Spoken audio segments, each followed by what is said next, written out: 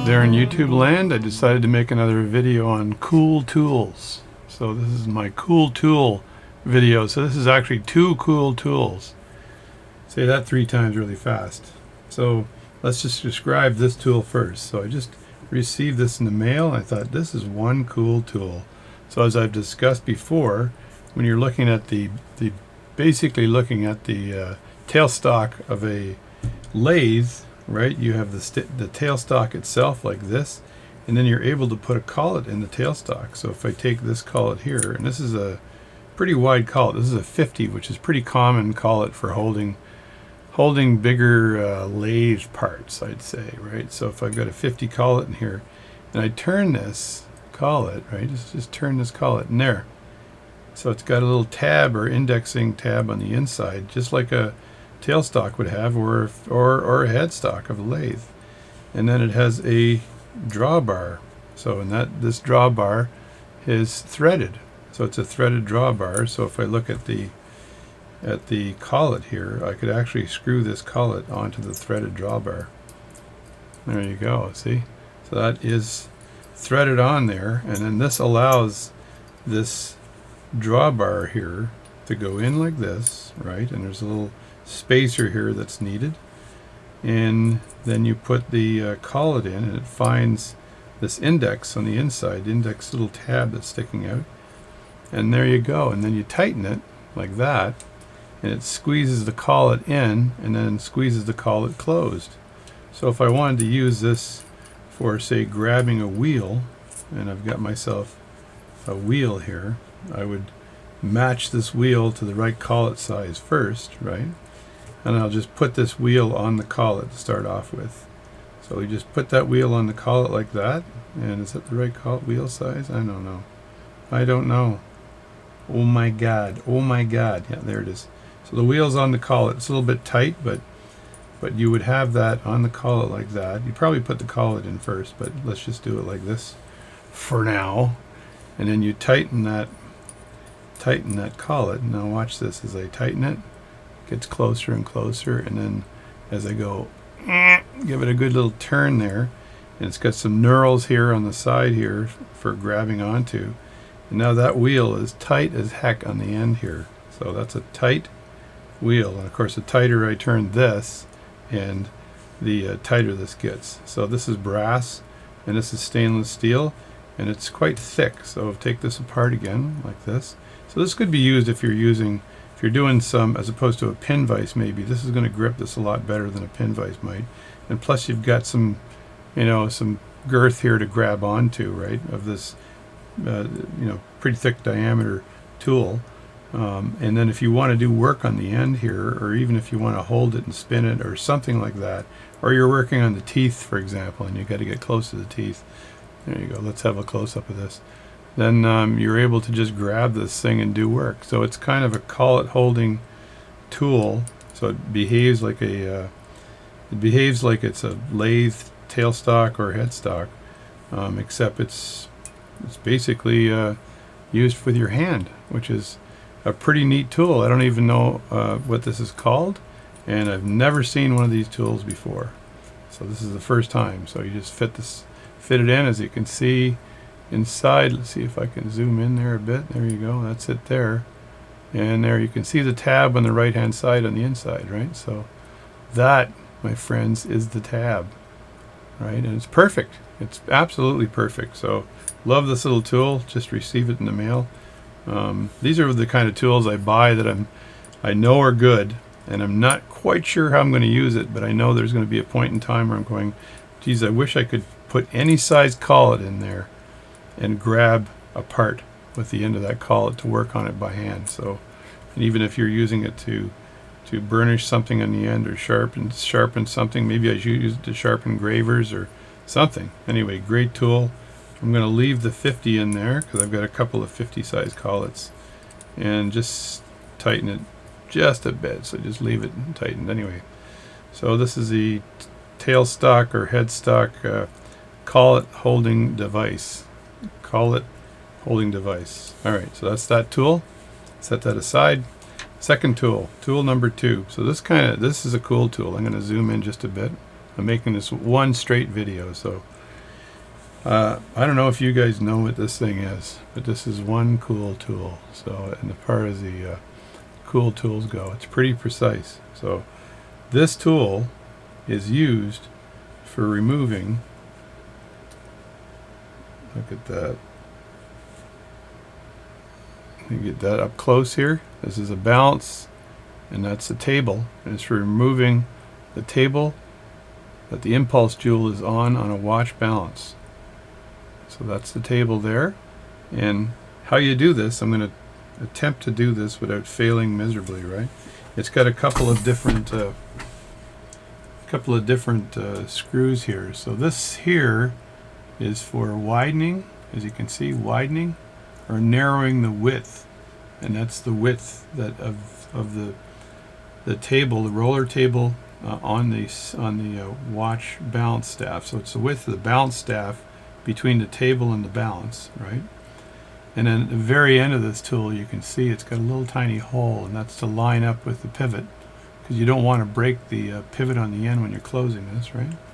And then this part here actually moves, as you can see, it moves and I gotta say it, folks, the thingamajobby doohickey closer, which causes you to be pushing the balance staff in one direction while the roller table stays and actually gets removed. So let's try this little puppy dog out and see if it works.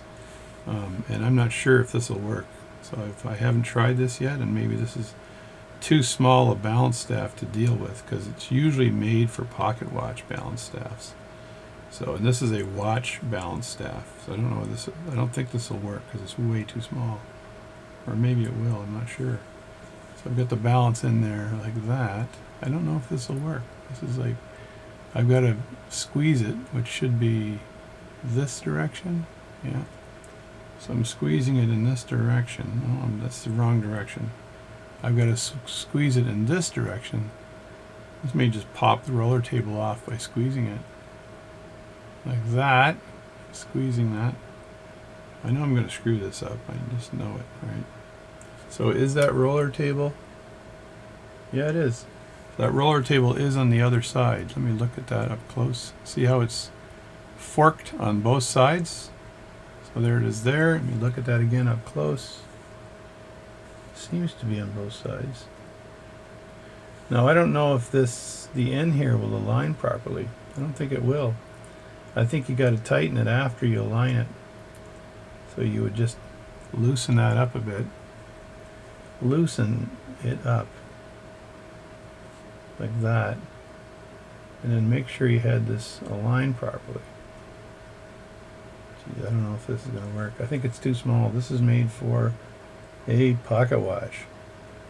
It's a bit bigger. I don't know. I don't know, Jerry. Oh, there we go. I got it on. So now I've put the it's just a matter of zooming here. So now I've got that little hole over the top, and now when I turn this part here, it should tighten that. So I'm trying to tighten it right now.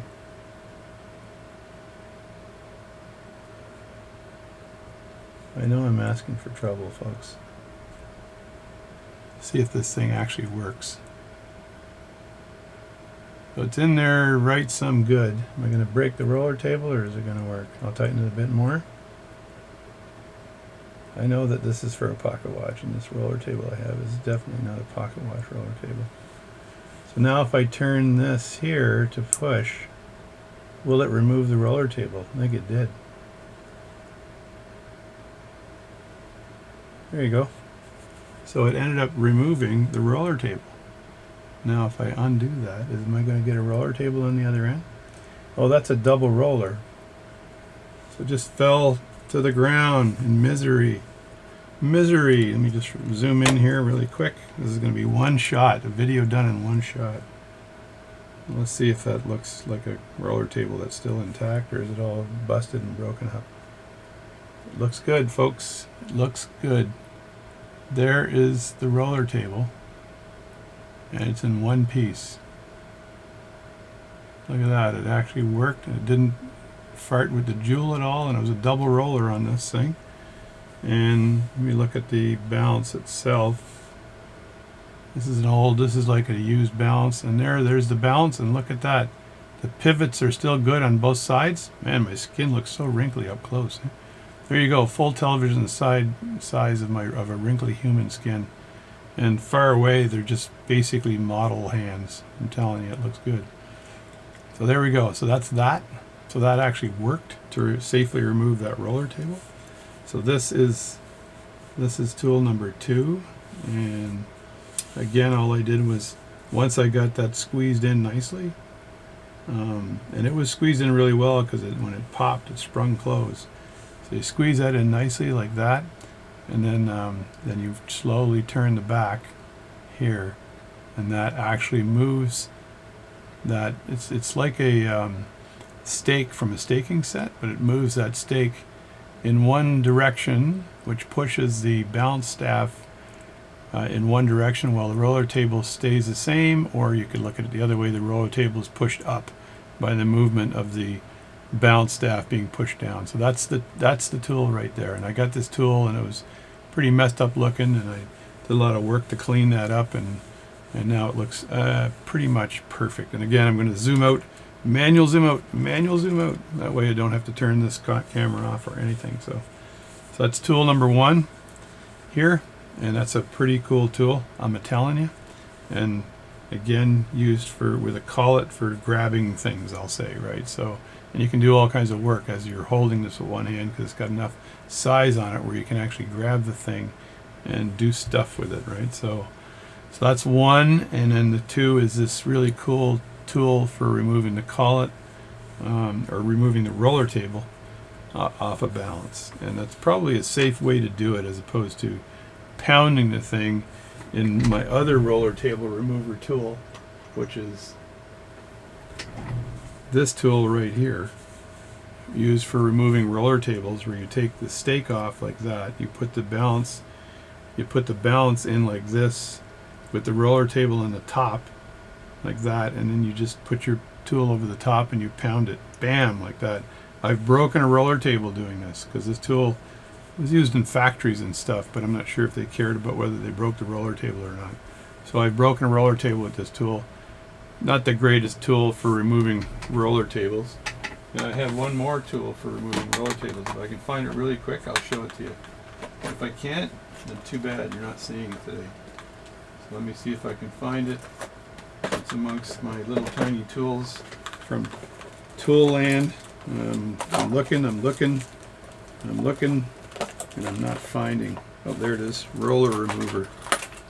So this is my other tool for removing rollers, and this is the Magic Roller Remover. Now this one here, I did break part of it, because this is the one where you put the balance in right here, and then you tighten these little jaws between the roller table and the balance arms, the arms of the balance, like this. So you put it in there, and then you use this to tighten it up a bit, and then you have a couple of stakes in here, and you stick the stake down through the hole here, and then you pound the top of the balance staff, and the roller table stays there as the balance staff goes down, and you remove the roller that way. So it's the Magic Roller Remover, but I think this other tool here is way more controllable than this Magic Roller Remover, where you're still pounding, right? So, and then last but not least, to remove a roller, I would recommend, if you have a lathe, you can also grab that roller and then twist it off with a lathe, which is the safest way of moving it, because you're holding the part in the lathe and then you're twisting it. You could also use this device to hold the balance and have the roller on the outside after you remove the hairspring and the roller table on the outside, and then you could grab that roller table and then twist it off using this as well. So there's lots of ways of removing a roller from a watch, but this new tool, I think, is pretty good. It worked perfectly with this little tiny watch here. As you can see, there's the roller table and there's the balance. So that's it. I recommend that. I'm going to put this video up now for you to look at. It's quick. It's just a Friday afternoon, 2 tools and a guy.